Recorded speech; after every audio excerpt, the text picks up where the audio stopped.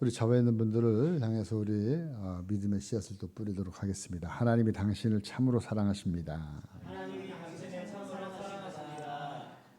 당신은 참으로 존귀하고 소중한 분이세요. 당신은 참으로 존귀하고 소중한 분이십니다. 당신은 축복의 근원입니다. 당신은 축복의 근원입니다. 축복의 통로입니다. 당신의 삶에 형통의 복이 넘쳐납니다. 만남의 복도 참 많습니다. 오늘도 하나님의 성령이 임하십니다. 우리 예배 가운데 함께 하십니다. 은혜 받았습니다. 아멘. 성경에는 구약 성경이 있고 신약 성경이 있잖아요. 구약 성경은 39권이고 신약 성경은 27권. 그래서 이 도합 성경 전체가 몇 권이라고요? 66권이에요. 66권. 이 성경은 어떻게 보면 구약 성경은 이스라엘의 역사예요. 이스라엘의 역사. 이스라엘의 역사를 바탕으로 써내려간 것이 바로 이 구약 성경이에요. 그 이스라엘 역사 가운데 특별히 이제 우리가 지난주 또 이번 주 여러분들이 가정에서 읽은 그 말씀은 열왕기라고 하는 말씀이에요. 열왕기. 그러니까 이스라엘의 왕들의 이야기들. 그리고 그 이어서 역대상하, 지금 오늘 읽은 이 말씀, 그러니까 열 왕들의 이야기를 열왕기에 담지 못했던 것을 또 추가해서 담는 그러한 그 역사 이야기예요. 역사 이야기. 여러분, 이스라엘을 우리가 이야기가 이렇게 어려운 것만 아닌데, 왜냐하면 이스라엘이 역사는요, 우리나라처럼 남북으로 갈라져 있어요. 그래서 지난주에도 말씀드렸잖아요. 솔로몬 아들 때 그 르호보암이라는 사람이 그 왕이 굉장히 폭정을 해요. 폭정을 해가지고 야, 이 왕 밑에서 있지 못하겠다. 우리 새로 왕을 세우자. 그래가지고 10지파가 모여서 우리가 새로운 왕을 추대하고 세워서 북이스라엘을 만들어요. 그리고 원래 기존에 있던 그 나라는 그냥 남유다라고 얘기하면서 이 두 나라가 쭉 왕조가 이어집니다. 이어지는데 북이스라엘은 역사적으로 BC 722년에 망하고 말아요. 그리고 이 남유다도 그로부터 한 140여 년 지나서 BC 586년에 바벨론이라고 하는 나라에 망하고 맙니다. 망하고 마는데 하나님의 은혜로 그 남유다는 70년 만에 다시 바벨론으로 포로로 끌려가는 사람들이 이스라엘로 다시 귀환을 해가지고 옛날 있었던 그 땅에다가 다시 성전을 재건하고 거기서 다시 회복이 되어져요. 근데 오늘 본문 말씀은 이 역대기라는 이 말씀 어떤 말씀이냐면 이스라엘 백성들이 포로 갔다가 다시 귀환해 가지고 회복되어져서 고국으로 돌아와서 자신들의 그 모습을 다시 한번 돌아보기 위해서 이 말씀을 쓴 거예요. 야, 우리가 왜 망했나? 여러분, 우리가 어려움을 겪으면 왜 어려움을 겪게 된 이유를 한번 돌아보는 거예요. 그리고 우리는 과연 누구일까? 바벨론 포로로 갔다가 또 하나님의 은혜로 70년 만에 다시 돌아온다고 예언대로 정확하게 70년 만에 돌아온 우리들은 과연 누구인가? 그리고 앞으로 우리가 나아갈 방향은 무엇인가? 이렇게 한번 생각해 보기 위해서 이 유대인들이 역대기라고 하는 성경을 꾸며놓은 거예요. 그래서 바로 이 말씀, 이 역대기라는 이 역사책을 통해서 우리에게 지금 역사에 이렇게 기록되어진 것을 우리에게 증거해 주고 있는 말씀이에요. 그게 바로 역사서라는 거예요. 역사라고 하는 건 뭐냐면 기록이 있다는 거예요. 기록. 역사라는 게. 기록이 없는 것은 역사가 아니에요. 그러니까 우리 교회 역사도 보면 여기는 주보가 있잖아요. 제가 이 기록이 있잖아요. 이 기록이 지금 전부 다 제 컴퓨터에 다 저장이 되어져 있어요. 언제든지 뽑을 수가 있어요. 그러니까 기록이 되어져 있는 것, 그것을 통해서 우리는 지나간 역사를 우리가 알 수 있는 겁니다. 우리나라에 임진왜란이 일어났어요. 언제 일어났어요? 1592년 정확하게 일본이 왜구가 쳐들어온 거예요. 그래서 우리가 항상 보면은 그 임진왜란을 통해서 그 임진왜란 왜구를 무찌른 장군이 누구예요? 이순신. 그거 어떻게 합니까? 여러분 본고 다닌데 역사책을 통해서 누누이 들은 거예요. 그리고 이순신 장군이 쓴 일기가 있잖아요. 그 난중 일기를 통해서 몇 월 며칠 그렇게 뭐 날씨까지 난중일을 보면 오늘 무슨 일이 일어났는지 왜구를 어떻게 무찔렀는지 그걸 갖다가 노량대첩이니 한산대첩이니 이런 것들 일일이 다 기록으로 남겼기 때문에 후손들이 딱 보고 아 이순신이 우리나라를 구했구나. 이거를 갖다가 의심하는 사람은 한 사람도 없는 거예요. 여러분 청나라가 또 그 후에 또 쳐들어왔어요. 그게 병자호란이에요. 병자호란은 정확하게 몇 년이에요? 1636년. 제가 어떻게 알아요? 역사책에 기록되어져 있는 것을 학교 다니면서 배웠으니까. 그걸 갖다 의심하는 사람은 아무도 없어요. 왜? 기록이 되어져 있기 때문에 그것을 부인하는 사람은 없는 겁니다. 마찬가지로 모든 사람들이 이 역사적 기록을 믿기 때문에 의심하지 않는 거예요. 이처럼 성경을 기록한 이 책도요. 이 성경의 이것도 역사예요. 그래서 성경의 역사책인 이 열왕기상하 그리고 역대상하라고 이 역사책도 우리나라가 이순신 장군을 믿는 것처럼 그 사람들도 똑같이 이스라엘 사람만 믿는 게 아니라 전 세계 사람이 이스라엘이라고 하는 역사를 부인하지 않아요. 지금도 요새 막 전쟁이 일어나잖아요. 이스라엘이랑 이란이랑. 사실상 보면 이란이 어디입니까? 성경에 나오는 이란은요. 페르시아예요. 페르시아가 어떤 나라냐? 바로 아까 얘기한 70년 만에 돌아오게 했잖아요. 70년 만에 이스라엘 백성들이 바벨론으로 끌려갔는데 바벨론을 해방시키고 70년 만에 다시 돌아오게 한 그 고레스라고 하는 임금이 페르시아 임금이에요. 그러니까 옛날에는 그렇게 유대랑 페르시아랑 이란이랑 사이가 나쁘지 않았어요. 지금도요 사실상 호메인이라는 사람이 종교로 그 사람이 혁명이 일으켜서 이란이 지금 이스라엘이랑 원수 시간이지만 제가 어릴 때 초등학교 때는요 이란이 친미예요. 그래가지고 얼마나 자유로웠는지 몰라요. 그러니까는 그 사람들이 무슬림 그 혁명이 일어나가지고 그 자유주의 그런 그 왕정을 전부 다 무너뜨리고 지금 종교를 있는 사람들이 여태까지 지도해 오고 있는 거예요. 그러니까 이런 그 역사적인 맥락을 보면 우리가 부인할 길이 없다는 거죠. 이스라엘 역사를 보면 전 세계에서 가장 우리가 잘 알고 있는 사람이 누구냐면 다윗 왕이에요. 다윗 왕. 그리고 이어서 솔로몬 왕. 그러니까 예수를 안 믿어도 성경을 몰라도 다윗을 모르는 사람이 없고요. 솔로몬 왕을 부인하는 사람은 없어요. 여러분이 잘 아는 다윗이라는 사람.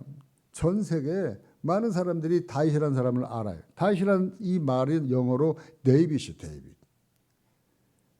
근데 다윗을 어떻게 아느냐? 다윗은 그 시가 기가 막힌 시가 이 성경에 150편 중에 다윗이 쓴 시가 거의 3분의 2 가량 되는 거예요. 주옥 같은 시가 오늘날 많은 사람들이 읽히는 거예요. 우리가 알고 있는 시편 23편 말씀 우리가 잘 알고 있잖아요.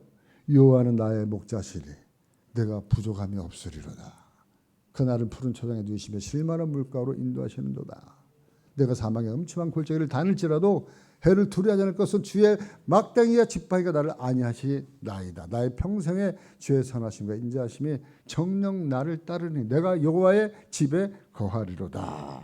이게 바로 우리가 잘 알고 있는 시편 23편 말씀인데 저만 이렇게 애우고 암송하고 즐기는 게 아니라 전 세계 많은 사람들이 이 시편 23편 다윗의 말년에 자기 인생을 돌아보니까 정말 부족함이 없었던 왜 부족함이 없었겠습니까? 그게 아니라 여호와가 나와 함께하고 있기 때문에 내 인생에 부족함이 없었습니다. 내가 사망의 음침한 골짜기로 다닐지라도 때를 따라서 하나님이 주의 지팡이와 막대기가 나를 안위해서 내가 이렇게 일생을 하나님 안에서 잘 마칠 수 있었습니다. 이런 고백을 통해서 저도 여러분도 함께 은혜를 지금까지 나누는 거예요. 이런 시편을 누가 쓴 거라고요? 다윗이. 그래요. 여러분 뿐만 아니라 솔로몬이라고 하는 사람 지혜 왕이잖아요. 지금도 예루살렘에 가면 성전이 하나 이렇게 성전 벽이 남아 있어요. 북문 북쪽에 있는 그 남아 있는 성전 벽이 솔로몬 성전의 벽이에요. 벽. 나머지는 전부 다 불타져 없어버리고 북쪽에 있는 벽, 통곡의 벽 하나만 남고, 그래서 많은 관광객들이 성지순례 가면 거기서 기도하고, 그리고 그걸 갖다 역사적인 물물을 보면서 솔로몬이 참으로 이렇게 과거에 지금부터 꽤 오래 전에, 적어도 BC 1000년대 사람이네 솔로몬이, 지금부터 한 3000년 전의 사람이에요. 그런데도 3000년의 사람인데도 저와 여러분들 솔로몬이 어디 있어? 그렇게 부인한 사람은 없어요. 왜? 솔로몬이 지은 성전이 우리나라 남대문처럼 동대문처럼 이스라엘에 가면 있으니까 부인할 수가 없는 거예요. 그렇습니다. 바로 우리 오늘 읽은 이 말씀, 역대기 상의 말씀을 저와 여러분들이 지금 우리가 읽고 있는데, 바로 성경의 그 족보를 이야기하고 있는 말씀이 저와 여러분들이 읽었는데, 바로 역대기상 1장에서부터 9장까지 계속 족보 얘기만 나와요. 근데 읽다 보면 아주 지겨울 정도로 웬 족보가 이렇게 많냐. 성경에 나와 있는 웬만한 인물들의 족보는 다 기록이 되어져 있어요. 그 주요 인물마다 그 족보를 상세하게 기록하고 있는데, 오늘 말씀 저와 여러분들이 4절까지 읽었잖아요. 4절까지 1절부터 4절까지 우리 홍 집사님 한번 읽어주실래요? 다시 한번. 아담, 셋, 에노스, 게난, 마할랄렐, 야렛, 에녹, 무드셀라, 라멕, 노아셈, 함과 야벳은 조상들이라. 아멘. 여기서부터 보니까 아담부터 노아까지 지금 이제 족보가 이름이 나열되어 있잖아요. 9대가 나열되어 있어요. 9대가. 그리고 노아 때는 뭐가 유명해요? 홍수가 유명하잖아요. 노아 홍수 때문에 모든 인류가, 최초의 인류가 다 죽었어요. 노아의 8 식구만 남았어요. 그래서 바로 새로운 시조가 노아의 세 아들 셈과 함과 야벳으로부터 족보가 이어져 가고 있습니다. 그것이 바로 5절 말씀, 8절, 17절 말씀이에요. 야벳의 자손은 고멜과 마곡과 마대와 야왕과 두발과 메색과 디라스요. 함의 자손은 구스와 미스라임과 북과 가나안이요. 셈의 자손은 엘람과 아수르와 아르박삭과 룩과 아람과 우스와 훌과 게델과 메색이라. 네, 여기 지금 이렇게 노아의 세 아들의 이름 야벳, 함, 셈 이렇게 세 자손만 지금 읽었는데, 쉽게 가면 이런 거예요. 야벳은 유럽 족속의 조상이에요. 유럽 사람들 있잖아요. 코가 빼쪽하고 그리고 얼굴이 하얗고 키가 크고 이런 사람들. 이번 사람들이 전부 다 야벳 족속이라고 생각하면 돼요. 야벳. 그리고 함은 어떤 사람이냐? 함은 누구예요? 함은 아프리카 흑인종. 흑인종들의 조상이 바로 이 함이에요. 함. 그리고 동양인, 저와 여러분들 같은 동양인 사람들의 조상은 누구냐면 바로 셈이에요. 셈. 그러니까 저와 여러분들은 한국 민족이지만 셈족이에요. 셈족. 어느 족이라고요? 교회 나오니까 별것도 다 가르쳐줘 목사님이. 여러분들이 셈족인 거를 아마 어디에서 얘기하는 사람은 없을 거예요. 그러니까 교회 나오니까 목사님이 내 조상에 가장 근본적으로 올라가면 누구라고요? 야벳이라고요? 함이라고요? 함은 얼굴이 까만 사람들이 함이에요. 저와 여러분들처럼 이 동양인들, 황색 인종들, 얼굴이 동글동글하게 생긴 사람들, 이런 사람들은 셈족이에요. 셈족. 그래서 지금 여기 나열된 그러한 한 지파의 계통으로 그 이 셈족이 우측으로 오른쪽으로 가면서 이동한 민족이 바로 우랄 알타이어 산맥을 넘어가지고 온 민족이 우리 한민족이에요. 한민족. 이 역사 공부를 하면 인류학을 공부하면 되게 재밌는 게 많아요. 그래서 우리 이 한민족이랑 또 어디랑 같냐면 인디안족 있잖아요. 아메리카 인디안. 옛날에는 이쪽 아시아랑 그 아메리카랑 이렇게 연결이 위에 이렇게 되어져 가지고 그 계통이 같은 계통이에요.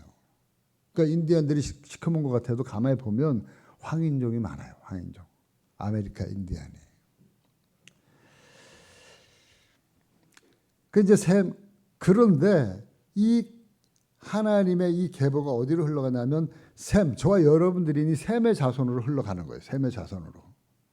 그래서 24절부터 27절까지 말씀을 제가 읽어볼게요. 셈, 아르박삿, 셀라, 에벨, 벨렉, 루, 수룩, 나홀, 데라. 아브라함 곧 아브라함은 조상들이요. 그러니까 우리가 잘 아는 아브라함 이름이 이제 드디어 등장하는 거예요. 아브라함이 누구예요? 믿음의 조상. 그러니까 믿음의 조상이 아브라함이 원래 어디 살았냐면 갈대아 우르라고 하는 지금의 이라크 지역에 살고 있었던 사람을 하나님이 불러낸 거예요. 아브라함아 너 일로 와라 해가지고 불러내가지고 하나님이 이동시켜서 가나안으로 가라 그래서 가나안으로부터 시작되어진 거예요. 그래서 이제 아브라함의 믿음의 조상 아브라함의 족보가 지금 좀 이어지는 거예요. 그러니까 아담부터 노아까지 9대, 그 다음에 노아부터 노아의 그 아들 셈부터 아브라함까지 10대 해가지고 아담부터 아브라함까지 몇 대냐면 19대가 역사적으로 쭉 내려온 거예요. 19대. 그러니까 아브라함은 아담의 19대 자손이다 생각하면 되는 거예요. 이제부터 믿음의 조상 아브라함의 족보가 이어지고 있습니다. 제가 한번 읽어볼게요. 28절 말씀에 아브라함의 자손은 이삭과 이스마엘이라. 이스마엘의 족보는 이러하니 하면서 이스마엘의 족보가 나오고요. 34절 말씀에 아브라함이 이삭을 낳았으니 이삭의 아들은 에서와 이스라엘이다. 이스라엘은 야곱이잖아요.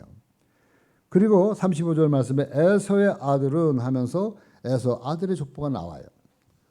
계속 하다가 오늘 본문 말씀 그 다음 장에 나오는 2장의 말씀에 비로소 우리가 잘 아는 이스라엘 즉 야곱의 12아들의 이름이 나오면서 거기서부터 이제 믿음의 그 족보가 시작이 되어져요. 역대상 2장 1절 말씀. 이스라엘의 아들은 이러하니 르우벤과 시므온과 레위와 유다와 이사갈과 스불론과 단과 요셉과 베냐민과 납달리와 갓과 아셀이더라. 네. 이렇게 해서 야곱의 다른 이름이 이스라엘이잖아요. 이스라엘의 12아들이 이스라엘의 12지파가 되어지는 거예요. 12지파가. 그래서 그 12지파 가운데 족보가 어디로 이어지냐면 유다지파, 네 번째 그 형제인 넷째 형제인 유다지파로 이 족보가 또 흘러가고 있어요. 그래서 3절 4절 말씀으로 이제 이어집니다. 유다의 아들은 에르와 오난과 셀라니 이 사람은 가나안 사람 수아의 딸이 유다에게 낳아 세준 자요. 유다의 맏아들 에르는 여호와 보시기에 악하였으므로 여호와께서 죽이셨고 유다의 며느리 다말이 유다에게 베레스와 세라를 낳아 주었으니 유다의 아들이 모두 5이더라. 아멘. 보니까 이 성경의 족보는 팩트예요, 팩트. 그냥 누가 그냥 대충 기록한 게 아니라 있는 그대로를 기록한 거예요. 설사 족보상 어떠한 잘못된 일이 있다 할지라도 그거 갖다가 그냥 어떻게 변경할 수가 없어요. 그냥 있는 그대로를 기록해요. 잘못된 일일지라도 성경은 있는 그대로 사실에 의거해서 기록되어져 조작하지 않았다는 거예요. 보기 좋게 꾸미지 않았다는 거예요. 역사를 왜곡하지 않았다는 거예요. 왜 그러냐? 4절 말씀에 보니까 유다의 며느리 다말이 유다에게 베레스와 세레를 낳아주었으니 유다의 아들이 모두 5이라. 여러분 예수님의 족보상 첫 스타트를 시작하는 그 유다, 그래서 유대인이 된 거예요. 유다의 자손들이라 그래서 오늘날 유대인의 이름이 어디서 나왔느냐? 바로 이 유다 지파를 통해서 예수님이 나왔기 때문에 유대인이 된 거예요. 그러니까 유다가 중요한데 유다의 스타트가 보니까 그렇게 썩 좋은 스타트가 아니에요. 불미스러운 일이 일어났어요. 유다의 며느리 다말이라는 사람이 시아버지 유다로부터 자손을 이은 거예요. 왜 그러냐? 그 이유가 3절에 잠깐 나와요. 3절 말씀에 보니까 본선 읽어주실래요? 유다의 아들은 에르와 오난과 셀라니 이 사람은 가나안 사람 수아의 딸이 유다에게 낳아준 세준 자요 다 유다의 맏아들 에르는 여호와 보시기에 악하였으므로 여호와께서 죽이셨고. 예, 아멘. 유다의 그 맏아들 에르라고 하는 사람이 있는데 여호와 보시기에 악을 행하였으므로 여호와께서 일찍 죽인 거예요. 그러니까 대가 끊긴 거예요. 그러니까는 며느리 다말이 대가 끊겼는데 옛날에는 어떻습니까? 우리나라도 마찬가지처럼 이스라엘에도 풍습이 우리나라랑 비슷해요. 이게 대가 끊기면 안 되는 거예요. 그러니까 어쨌든 간에 대를 이어야 되는데 남편이 일찍 죽었으니까 대를 이을 방법이 없으니까 그 대를 이으려면 또 자식을 낳아야 돼요. 그 동생이 그 씨를 이어줘야 돼요. 우리나라도 옛날에 형사치수 제도라는 게 있어요. 형이 죽으면 동생이 그 대를 이어줘야 돼요. 그런 것이 이스라엘에 똑같이 있었던 거예요. 그런데 동생도 죽고 없는 거예요. 동생은 너무 어린 거예요. 그러니까는 다말이라고 하는 이 며느리가 변장을 해가지고 시아버지인 유다로부터 대를 잇게 되어진 거예요. 어떻게 보면 이게 불미스러운 윤리적으로 조금 안 좋은 타락한 그러한 그 부부일지라도 성경은요, 이런 나쁜 거니까 빼고 생략. 근데 뺄 수가 없는 거예요. 설사 잘못됐다 할지라도 이 족보는요, 이어져 내려가니까 어쩔 수 없이 성경은 잘못된 건 잘못됐다고 얘기를 하고 그냥 기록한 거예요. 그래서 어쩔 수 없이 시아버지를 통해서 대를 이어간 거예요. 유다의 조선이. 그 유다의 계보를 통해서 누가 이 땅에 왔냐면 예수 그리스도가 이 땅에 온 거예요. 이러한 죄악 덩어리이고 죄의 냄새가 나는 불미스러운 그러한 그 족보를 타고 이 땅에 오신 분이 누구냐면 예수 그리스도. 왜 이양지사 깨끗하게 족보를 만들죠? 이렇게 지저분하게 만들었어요. 인간지사, 인간의 역사는 결국에는 죄악의 투성이, 냄새나는, 냄새가 펄펄 나는 사람들의 이야기가 역사예요. 인간들이 뭐 너무 겉에서 보면 아름답고 잘나고 멋있고 이런 것만 있는 게 아니라 들어가 보면 다 죄악투성이고 냄새나고 그놈이 그놈이고. 예? 그렇잖아요. 우리가 정치할 때 뭐 뽑으면은 야당이든 여당이든 다 똑같은 놈들이야. 그러면서 속으로는 자기가 좋아하는 사람 뽑잖아요. 그래요. 바로 성경은 우리에게 뭘 얘기하냐면 예수 그리스도, 아무 죄 없는 예수 그리스도가 이 땅에 오신 것은 바로 죄인의 혈통을 입고 통하여서 이 땅에 오셔서 그 죄인을 구원하기 위해서 이 땅에 오시도록 하나님이 만들어 놓은 하나님의 구원의 섭리고 구원의 계획이 죄 가운데에서 예수 그리스도로 이 땅에 오시도록 만들었다는 겁니다. 예수님은 하늘에서 뚝 떨어진 분도 아니고 땅에서 갑자기 솟은 분도 아니라 이렇게 제 가운데에 있는 유다 지파의 자손을 통해서 이 땅에 내가 보내겠다. 누구를요? 너희를 구원하러 온 메시아를 보내겠다. 이 말을 계속해서 성경은 써가고 있는 거예요. 그렇기 때문에 여러분, 이렇게 냄새나는 추억한 사건들을 가감없이 기술하고 있는 이 죄인의 역사, 이 세상의 역사, 성경의 역사, 그 역사가 진실하다고 우리가 생각할 수밖에 없다는 거예요. 성경의 역사는 진실성에 있다. 잘못된 거는 잘못됐다고 얘기하고 그 역사 가운데서 예수 그리스도가 오셨다고 하는 것을 성경은 가감없이 우리에게 말씀해 주고 있습니다. 여러분, 족보가 이제 어디까지 흘러왔나요? 유다까지 흘러왔죠. 유다. 그 유다의 족보의 흐름이 어디로 흘러가느냐? 결국에는 성경에서 다윗의 계보로 이어지도록 만들어요. 다윗의 계보로. 그래서 역대상 2장 4절 말씀, 유다의 며느리 다말이 유다에게 베레스와 세라를 낳아 주었고 유다의 아들이 모두 5이더라 하면서 5절 말씀에 베레스의 아들은 헤스론이요 하고 유다와 베레스와 헤스론까지 나오잖아요. 그러고 나서 역대상 2장 9절 헤스론부터 쭉 나오는데 한번 우리 홍지사님을 읽어주실래요? 9절부터 15절까지. 헤스론이 낳은 아들은 여라무엘과 람과 글루베라. 람은 암미나답을 낳고 암미나답은 나손을 낳았으니 나손은 유다 자손의 방백이며 나손은 살마를 낳고 살마는 보아스를 낳고 보아스는 오벳을 낳고 오벳은 이세를 낳고 이세는 맏아들 엘리압과 둘째로 아비나답과 셋째로 시므아와 넷째로 느다넬과 다섯째로 랏대와 여섯째로 오센과 일곱째로 다윗을 낳았으며. 아멘. 여기서 보니까 유다의 그 족보 중에 쭉 내려가다 보니까 다윗이 결국엔 나와요. 다윗 가운데 누가 나오냐면 보아스라고 하는 인물이 11절에 나와요. 나손은 살마를 낳고 살마는 보아스를 낳고. 여러분 보아스가 누구예요?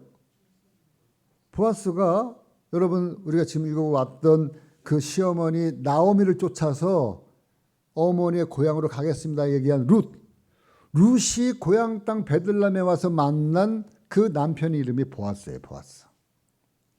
보은 거예요. 보아스. 그 보아스랑 그 룻이랑 결혼을 해가지고 또 자녀를 낳았는데 그 자녀가 누구냐면 오벳이라는 사람이고요. 오벳이 이세를 낳고 이세가 누구를 낳냐면 다윗을 낳은 거예요. 그러니까 다윗의 증조 할아버지가 보았어요.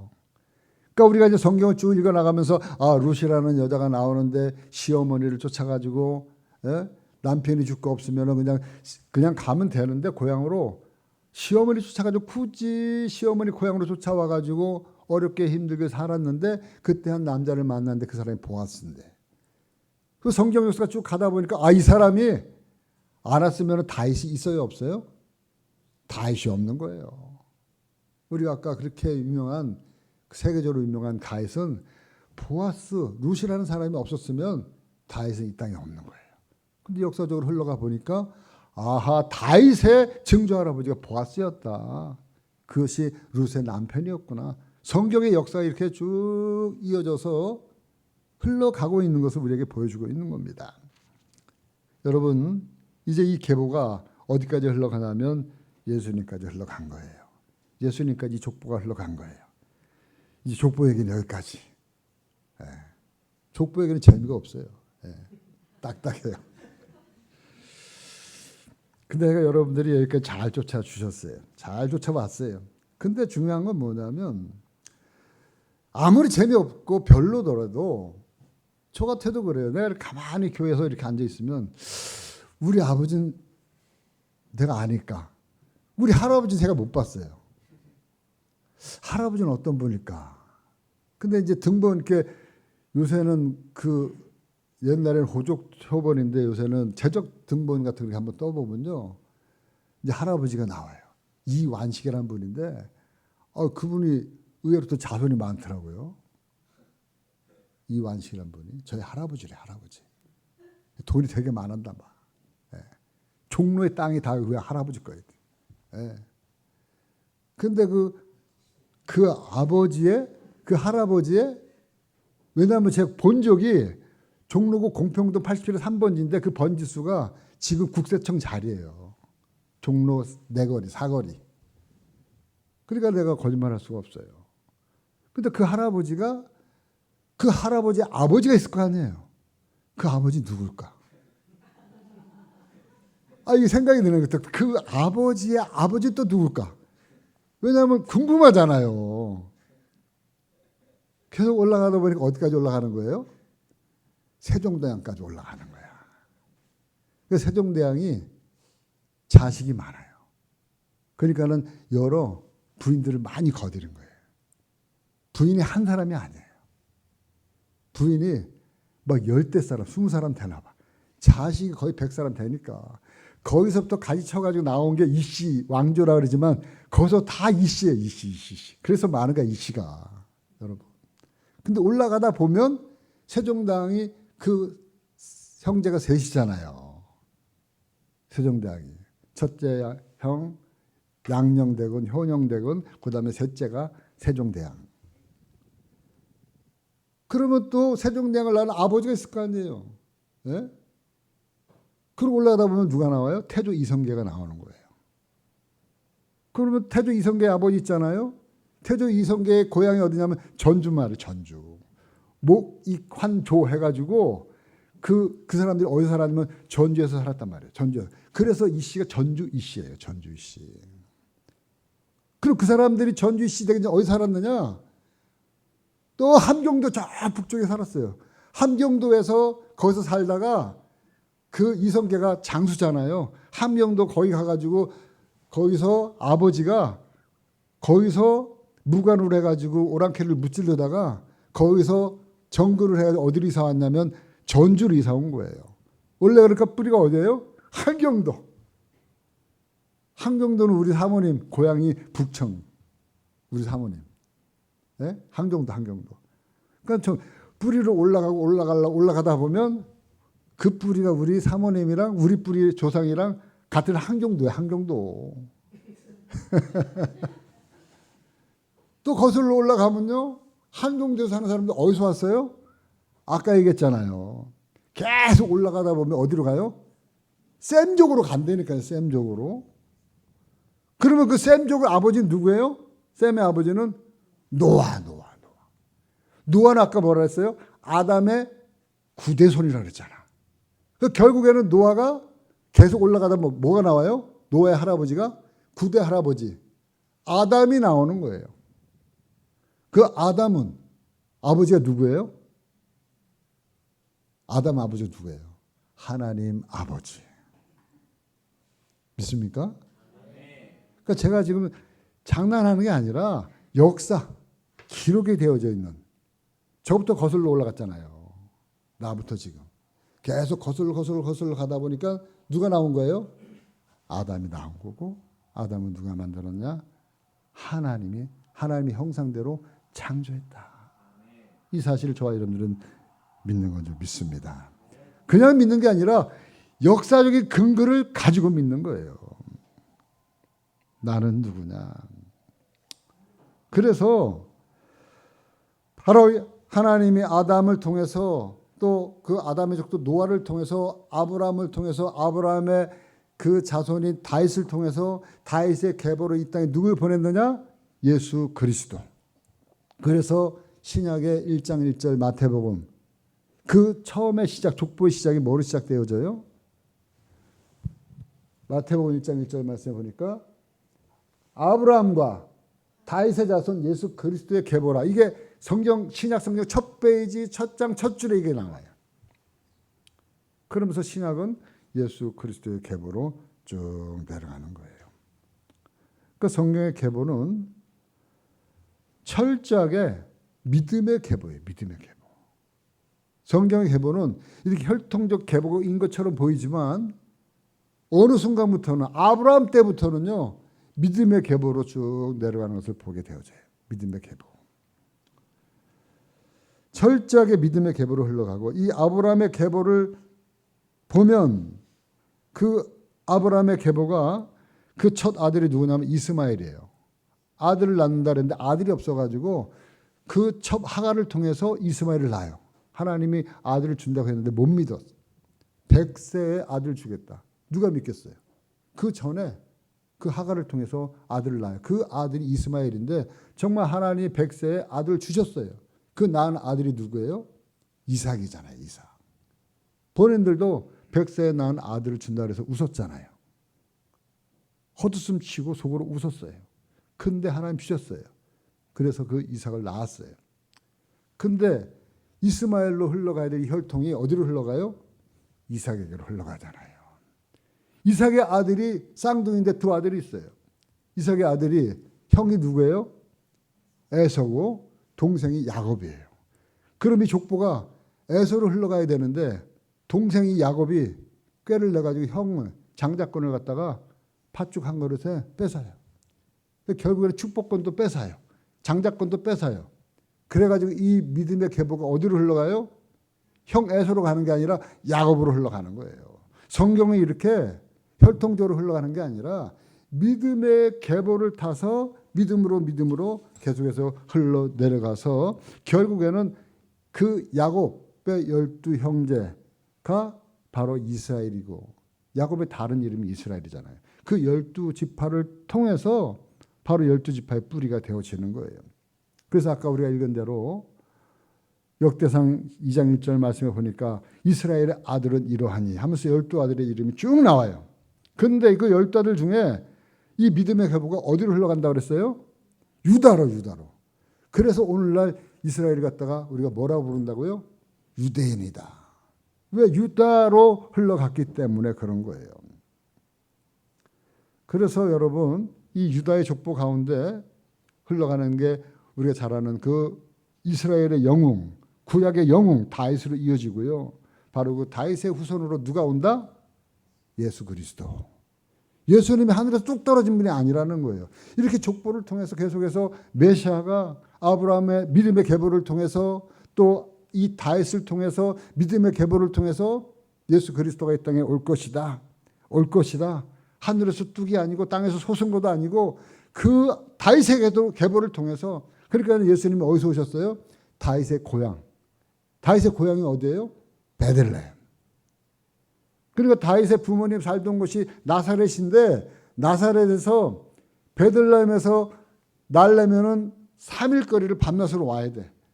근데 그 마리아가 만삭이 돼가지고 그 만삭된 몸을 이끌고 어디서 예수님을 잉태해요? 나서요? 베들레헴에서 예수님이 나시잖아요. 그러니까 성경은 이렇게 모든 것이 맞아 떨어지는 거예요. 맞아 떨어지는데 바로 이 구약의 이 족보를 통해서 예수 그리스도가 이 땅에 오신 예수님이 역사적인 인물이다. 역사적인 인물임에도 불구하고 그분이 십자가에서 못 박혀 돌아가신 그것은 또한 역사적인 사실이라는 거예요. 누구 때문에? 내 죄 때문에. 내 죄 사함 하시려고 이 땅에 오셔서 십자가에서 못 박혀 돌아가신 분이 바로 예수 그리스도다. 바로 그 예수 그리스도를 믿는 믿음으로 말미암아 구원의 역사가 이루어진다는 거예요. 믿음의 계보를 통해서 내려온 예수 그리스도. 저와 여러분들도 그분을 믿음으로 말미암아 구원을 받게 되어졌어요. 이것을 사도 바울도 요한 사도도 분명하게 우리에게 말씀하고 있는데 에베소 2장 8절 말씀, 9절 말씀. 너희는 그 은혜에 의하여 믿음으로 말미암아 구원을 받았으니 이것은 너희에게서 난 것이 아니요 하나님의 선물이라. 행위에서 난 것이 아니니 이는 누구든지 자랑하지 못하게 함이라. 아멘. 우리가 받은 구원의 선물은요 믿음으로 받은 거란 말이에요. 행위로 받는 게 아니에요. 행위로 받았다 그러면 나 이렇게 해가지고 교회 얼마 헌금해가지고 누구 얼마 이렇게 도와줘서 나 이렇게 착한 짓 많이 해가지고 이렇게 나는 구원 받았어. 그럼 돈 없는 사람은 구원 못 받게요? 그게 아니라는 거예요. 자랑하지 못하도록 하기 위해서 구원은 하나님의 믿는 믿음으로 말미암아 구원을 주셨다. 요한복음 1장 12절 13절.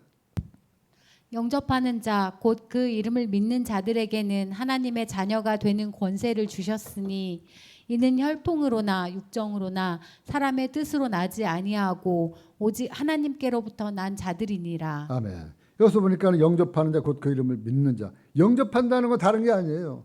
바로 아까 얘기한 역사적으로 또 성경의 말씀대로 오시겠다고 한 그 메시아를 마음속에 믿습니다. 하나님의 아들인 예수 그리스도가 내 죄 때문에 이 땅에 오셔서 내 죄 때문에 십자가에 못 박혀 돌아가신 이 사실을 내가 믿습니다.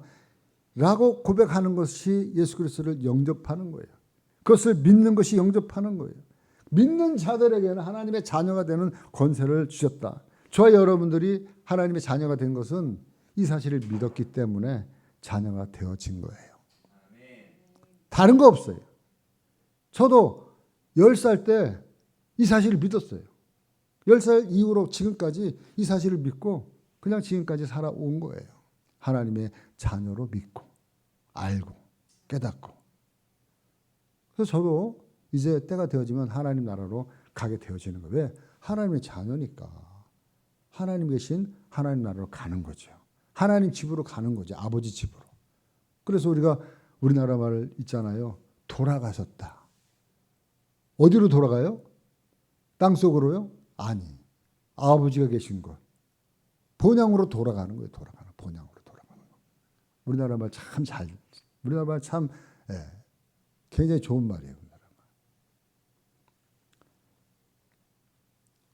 이 믿음의 계보가 2000년 동안 지구를 한 바퀴 돌아서 돌고 돌아서 이 땅에 복음이 들어와서 150년 전에 복음이 들어와서 서양의 그 선교사님들을 통해서 또 복음이 전파되어지다가 어떤 한 목사님이 구파발에 와서 서부 침례교회라고 하는 교회를 만들고 저는 10살에 그 교회 나가고 그 교회 나가서 또 영접하고 또 제가 또 목회자가 되어져서 이 말씀을 또 증거하다가 교회를 또 세우고 또 여러분들에게 말씀을 전하고 이것이 하나님의 나라가 계속해서 여러분들도 그런 가운데서 예수님을 영접하고 지금까지 오게 되어진 거예요.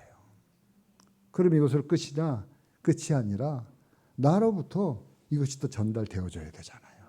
그래서 우리 주님이 이제 하나님 아버지께로 돌아가실 때, 부활할 때, 승천하실 때 마지막 우리에게 명령을 주셨어요. 뭐라고 주셨느냐? 바로 마태복음 28장 19절 20절 말씀. 그러므로 너희는 가서 모든 민족을 제자로 삼아 아버지와 아들과 성령의 이름으로 세례를 베풀고 내가 너희에게 분부한 모든 것을 가르쳐 지키게 하라. 볼지어다 내가 세상 끝날까지 너희와 항상 함께 있으리라 하시니라. 아멘. 바로 이 명령 주신 거예요. 너희는 가서 모든 족속으로 제자를 삼고 아버지 아들과 성령의 이름으로 침례를 주고 내가 너희에게 분부한 모든 것을 가르쳐 지키게 하라. 보라. 세상 끝날까지 너희와 항상 함께 있으리라. 끝날이 있다는 거예요. 끝날이 복음이 끝까지 전파되어지는 그때 예수님이 다시 오시겠다. 아멘입니까? 그러니까 바로 저와 여러분들이 누구냐 족보를 알고 내가 누구냐 그리고 내가 앞으로 어떻게 해야 되느냐 여기에 대해서 얘기해 주려고 바로 이 역대기상하를 기록했다는 겁니다. 시간이 좀 갔지만 한 말씀만 더 드려야 될 것 같아요. 이 성경에 있는 역사서의 그 내용이 중요한데 그 역사서에 기록되어 있는 내용은 뭐냐면 지금 현실성이라는 거예요. 현실성. 뭐냐면 이 말은 바로 내 신앙의 우리 신앙의 현주소 삶의 현장 이게 바로 대립의 현장이라는 거예요. 우리의 현주소. 우리 신앙의 현실은 뭐냐? 대립이라는 거예요. 대립이 뭐냐면 싸움이라는 거예요. 어떤 싸움이냐? 영적 전쟁터다. 우리의 삶의 현장은요, 영적 전쟁터예요. 영적 싸움이 있는 곳이에요. 영적 싸움의 최전선이 바로 저와 여러분들이 살아가는 우리의 삶의 현장이에요.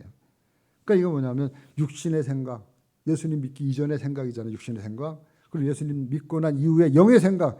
이 두 생각이 늘 싸우는 거예요. 예수 믿기 이전에는 이런 생각 하고 있었는데 예수 믿고 나니까 생각이 바뀌었네요. 하나님 나라 생각이 있어요. 하나님 나라 말씀이 있어요. 그 생각대로 하려니까 부딪히는 거예요. 갈등이 있는 거예요. 대립이 생기는 거예요. 싸움이 있는 거예요. 이 싸움이 계속해서 이것이 바로 성경의 역사서의 내용이라는 거예요. 성경이 다른 게 아니에요. 싸움이에요. 싸움. 어떤 거냐? 하나님이 아담을 만들었잖아요. 창조했잖아요.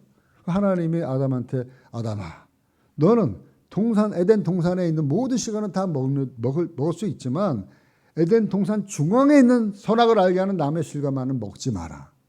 근데 가서 보니까 너무 먹음직스럽고 보암직스럽고 탐스러워. 한번 먹었으면 하나님 먹지 마라. 근데 결국에는 어땠어요? 그냥 어떻게 해요? 자기 육적인 생각으로 모르겠어 그냥 먹고 봐. 그냥 팍 먹었어. 하나님 먹지 말라 그랬는데. 그러니까 하나님이 화가 나셔가지고 너 정령 죽으리라고 그랬는데 거기서 싸움이 시작되어진 거예요. 그리고 아담의 아들이 있어요. 가인과 아벨이라고 하는 두 아들이 있는데 가인과 아벨이 하나님 앞에 다 같이 예배를 드렸어요. 제사를 드렸는데 가인의 예배를 하나님 받지 않고 아벨의 예배만 받았어. 그러니까 가인이 씩씩대면서 그 동생을 갖다 돌로 쳐 죽여버렸어요. 아이 형, 왜 하나님 내 예배는 내 제사를 안 받고 왜 동생 제사만 받습니까? 열받아가지고. 여러분 우리가 잘 아는 아브라함과 이스마엘도 그렇고 아까 말씀드렸던 야곱과 에서도 싸움하는 거잖아요. 에서가 장자권을 다 가지고 있는데 동생이 야곱을 뺏어가려고. 둘이 막 싸우잖아요. 그 에서는 육신의 표상이고요. 야곱은 우리 믿음의 표상이에요. 둘이 싸우는 거예요. 육신과 영이 계속해서. 마찬가지예요. 가나안 땅을 쳐들어갈 때에도 이스라엘 백성들이 가나안 땅에 있는 사람은 육적인 사람들이에요. 그리고 이스라엘 백성 쳐들어가는데 이스라엘 백성들은 영적인 군대로 말씀을 가지고 가는데 가나안 사람은 싸우면 안 돼요. 그러니까 육적인 생각은 가면 죽는다. 근데 영적인 생각은 뭐예요? 네가 가면 저들은 내 밥이다. 하나님 말씀 가져가면 밥은 밥인데 하나님 말씀 안 가져가면 우리가 메뚜기가 되는 거예요. 늘 이러한 그 말씀이에요. 지금 열왕기상 하도 마찬가지. 역대상 하도 마찬가지. 하나님 말씀대로 우리가 살아가면 하나님이 우리에게 은혜를 베풀어 주시고 그렇지 않고 악한 길로 가면 여로보암의 길로 가면 다 멸망이다. 이거를 역사는 우리에게 보여주고 있는 거예요. 그래서 북이스라엘이 망했다 그랬잖아요. 남유다도 망했다 그랬잖아요. 역사가 이스라엘이 왜 망했냐? 성경에서 얘기하는 게 이거예요. 너희가 육적으로 살지 않고 영적으로 살지 않고 육적으로 살았기 때문에. 이게 늘 싸우는 거예요. 싸우는 거예요. 저와 여러분들도 마찬가지예요. 이 시간도 여러분들이 마음에서 막 싸우고 있는 거예요. 저와 여러분들의 마음속에도 야, 저 말이 맞아. 아유, 목사님 말은 잘하고 지금 믿겨지는 것 같은데 한쪽에서는 아유, 목사님 나는 못 믿겠어. 난 도대체. 근데 여기 있는 분들도 다 믿는 것처럼 보이지만 믿어지는 부분이 있고 안 믿어지는 부분도 있어요. 저도 마찬가지예요. 저도 안 믿어질 때가 많아요. 도대체 하나님 아무리 이렇게 기도해도 왜 기도 응답을 안 들어주십니까? 하나님 살아계십니까? 네? 하나님 왜 이 기도는 왜 안 들어주세요? 하고 그렇게 싸운다니까요. 저도요. 네? 근데 저만 싸운 게 아니더라고요. 성경에 보니까 대사도인 바울 사도도 성경을 14권이나 썼던 그 바울 사도도 예수님의 부활을 직접 목격하고 만져봤던 바울 사도도 끊임없이 싸웠더라고요. 바울이 쓴 그 편지를 보니까. 로마서 7장 22절, 23절, 25절. 내 속 사람으로는 하나님의 법을 즐거워하되 내 지체 속에서 한 다른 법이 내 마음의 법과 싸워 내 지체 속에 있는 죄의 법으로 나를 사로잡는 것을 보는도다. 오라 나는 공고한 사람이로다. 이 사망의 몸에서 누가 나를 건져내랴.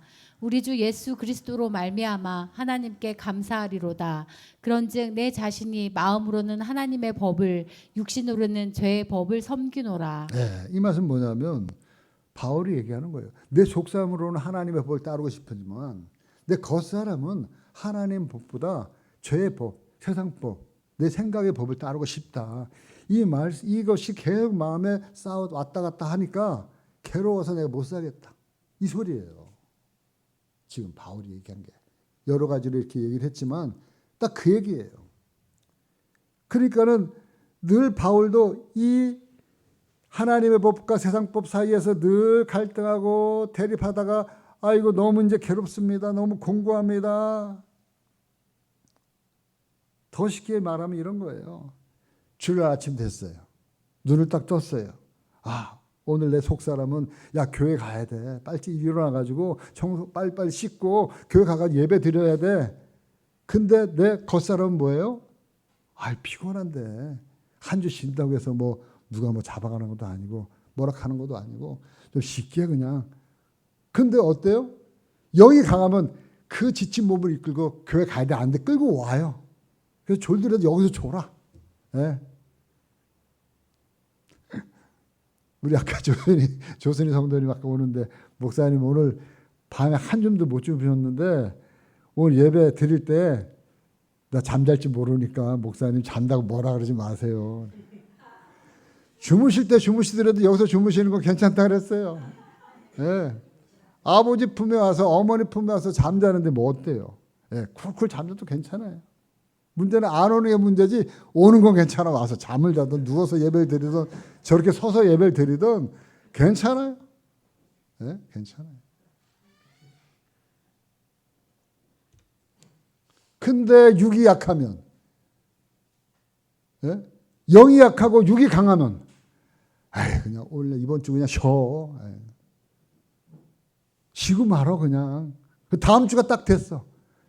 그러면 영이 강할까요? 다음 주 한 주 쉬었는데 육이 더 강해. 한 주 쉬었는데도 한 주 더 쉬지 뭐. 그 다음 주에 한 3주만 쉬잖아요. 3주만 쉬면 그 다음부터는 교회 나오기 힘들어요. 희한해요. 그런 거예요. 예를 든다면. 그러니까 이 싸움이 아주 치열한 거예요. 우리 속에서. 근데 성경은 이 두 싸움의 결과를 명확하게 우리에게 설명해 주고 있어요. 이 두 싸움의 결과. 로마서 8장 5절 6절. 육신을 따르는 자는 육신의 일을, 영을 따르는 자는 영의 일을 생각하나니 육신의 생각은 사망이요 영의 생각은 생명과 평안이니라. 아멘. 아멘입니까? 이거 제가 아무리 아멘을 강조해도 소용이 없는 게 아까 얘기한 구약의 역사 있잖아요. 북이스라엘, 남유다. 그 역사가 딱 증명해요. 역사가. 어떻게 증명해요? 북이스라엘이 어떻게 됐다고요? 없어졌잖아요. 북이스라엘은. 어떻게 없어진 줄 아세요? 열왕기하 17장 18절 말씀. 여호와께서 이스라엘에게 심히 노하사 그들을 그의 앞에서 제거하시니 오직 유다 지파 외에는 남은 자가 없으니라. 여호와께서 이스라엘에게 심히 노하사 그들을 그의 앞에서 제거. 그래서 22절 23절. 이스라엘 자손이 여로보암이 행한 모든 죄를 따라 행하여 거기서 떠나지 아니하므로 여호와께서 그의 종 모든 선지자를 통하여 하신 말씀대로 드디어 이스라엘을 그 앞에서 쫓아내신지라. 이스라엘이 고향에서 아수르에 사로잡혀 가서 오늘까지 이르렀더라. 아멘. 오늘날까지 이르렀어요. 지금까지. 이때 끌려가고 잡혀가가지고요. 북이스라엘은 지구상에서 없어졌어요. 놀랍죠. 하나님 말씀대로 아까 얘기했잖아요. 로마서에 나와 있는 말씀대로 육신의 생각은 사망이에요. 사망. 망하는 거예요. 없어지는 거예요. 끝이에요. 끝. 저와 여러분들 마찬가지예요. 영의 생각을 사면 하나님이 생명과 평강을 주고요. 육의 생각대로 살면 멸망이다. 멸망이다. 역사가 그것을 증명해 주고 있습니다. 결론적으로 오늘 말씀을 통해서 우리가 역대기 이 말씀, 이스라엘의 뿌리, 족보를 통해서 우리에게 주시는 하나님의 그 교훈은 뭐냐?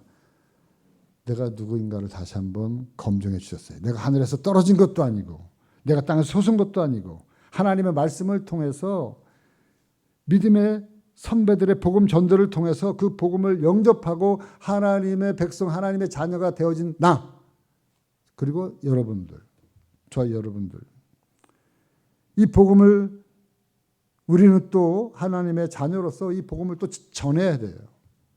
증거해야 돼요. 나눠줘야 돼요. 그래서 나처럼 예수님을 믿지 못했던 사람들에게 이 하나님의 이 믿음의 복음을 증거할 사명이 있는 거예요. 내 대에서 끊치면 안 되는 거예요. 어떻게든 내 대를 이어서 믿음의 계보가 흘러가야 되는 거예요. 믿음의 계보가. 그것이 바로 우리가 해야 될 일인 줄 믿습니다. 두 번째, 우리 신앙은 끊임없는 영적 전쟁의 현장이라는 거예요. 그 싸움에 승리하는 길은 오직 영이 강해야지만 해. 영이 강할 때 육을 끌고 올 수가 있어요. 영이 강할 때. 속사람이 강할 때 저와 여러분들이 속사람으로 강하려면 다른 길 없어요. 성령으로 힘있고 성령으로 충만해서 하나님 말씀대로 우리가 따라 순종하며 나아갈 때 하나님의 길을 갈 때 생명과 평강이 있어요. 하나님을 벗어나면 그때부터 마음이 불안해. 마음이. 불안하면 뭐예요? 불안하면 스트레스로 와요. 스트레스가 오면 병으로 와요. 결국에는 멸망의 길로 가는 거예요. 못 먹고 못 입고 못 살아도 하나님 말씀대로 살면 우리 마음, 우리 안에 뭐가 있어요? 생명이 있어요. 평강이 있어요. 우리 장혜옥 사모님 보세요. 평강이 얼마나 넘치는지. 예? 늘 말씀 증거하고 말씀대로 살려고 애쓰니까 생명과 평강이 넘치는 거예요.